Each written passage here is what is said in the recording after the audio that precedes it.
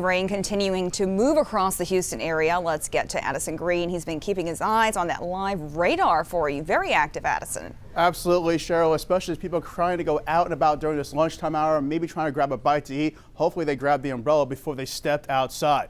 Temperatures out there are in the mid to upper 70s to mid 80s, and when you factor in the humidity, that is certainly very much abundant in the atmosphere. We got temperatures feeling a few degrees higher than that in several spots, especially where those storms have not come through.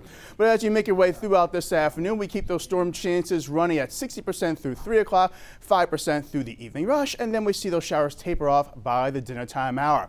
But some of these storms have certainly been making themselves well known across the heart of the city and just across the northern section of the Beltway. We got a few gully washes right there pushing on up towards the Aladdin area, Bordersville area, Dyersdale area as well. Very slow moving, moisture packed storms are going to bring around a quick and heavy downpour, but it's mainly going to be around for Harris County, south and east, with some spots towards our northwestern counties just showing a few storms popping on up across the horizon.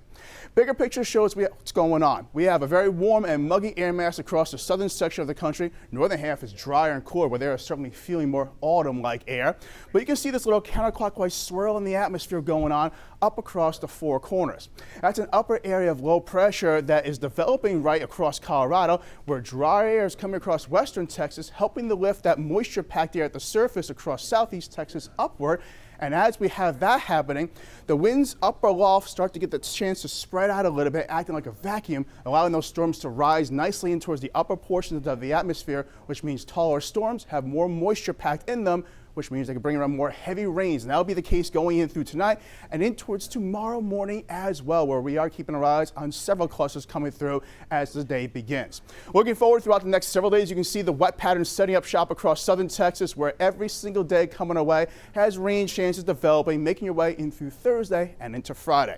Timing it out for you across in your local future track right here. By 7 o'clock, you can see all the action starting to wane down, and then pushing on in towards tomorrow morning, we can see a cluster of thunderstorms pushing on in from the west.